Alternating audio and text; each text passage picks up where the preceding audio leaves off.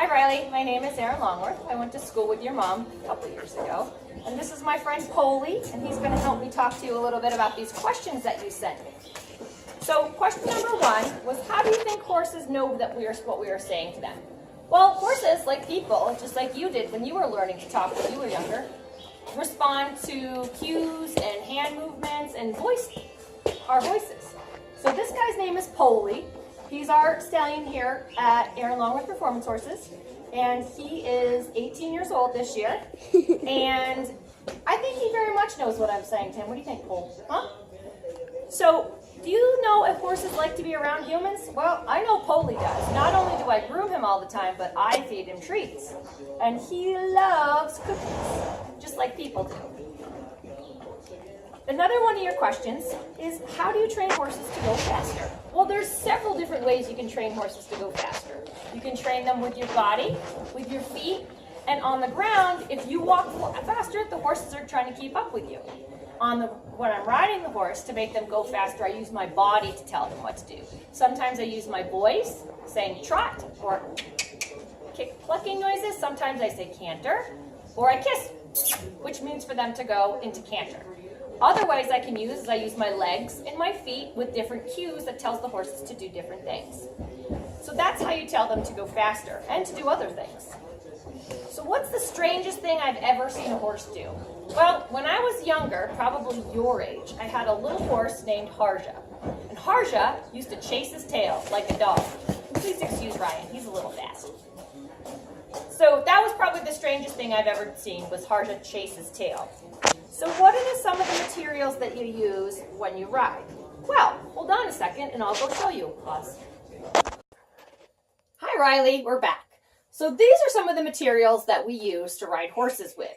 So my helper here, Colton, is holding an English saddle, and this is what we put on the horse to keep our butt in the saddle, which is this, on the horse so we can ride comfortably.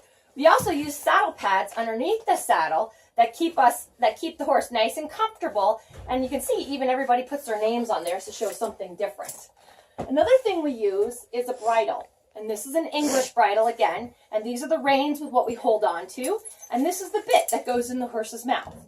This makes it able for us to stop the horse and to steer the horse, along with using the aids that we talked about, our legs and our feet and our voice. All right, hold on one second. So this is how we are talking about a bridle, which is what we use to ride. This is some of the other equipment we have. This is a halter. And this is my girl Winnie here, and she's my horse. And she's a quarter horse, and her color is actually a roan because she's kind of two different colors right here. So I'm going to take the halter off, which is this right here. And that's Tucker, man, because he wants to go outside. That one doesn't have a bit. That's for just leading them around. So we have the bridle, and we put it on, and we put the bit right in their mouth. And they should open. Winnie loves to put the bridle on. So she opens her mouth right up, and then we put this part over their ears. And then we're ready to go ride. So how young or old are we when we start the horses? Well, we actually start working with them right the second one after they're born. Because they get so big so quickly.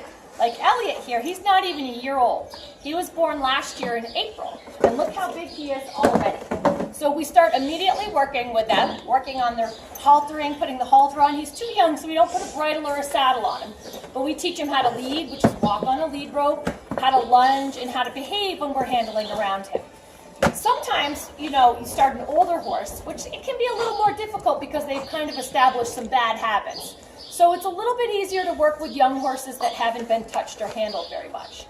So it's always, it depends on the horse. Every horse, like a person, has a different personality. Hi, Riley. So we're going to answer your last questions. Do horses know what we ask them to do? And the answer is yes.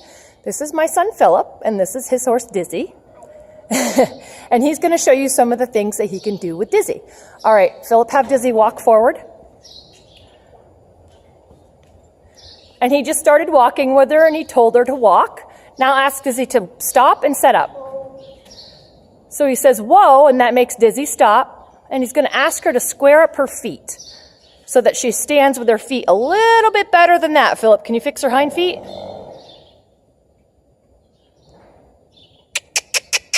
There you go. Ask her one more time now to set. There you go. And that's better. Good. Well, Riley, I hope this helped you out. And this is Erin, and I went to school with your mom. And thank you so much for asking me these questions. I'm glad we could help you out. Have a good day.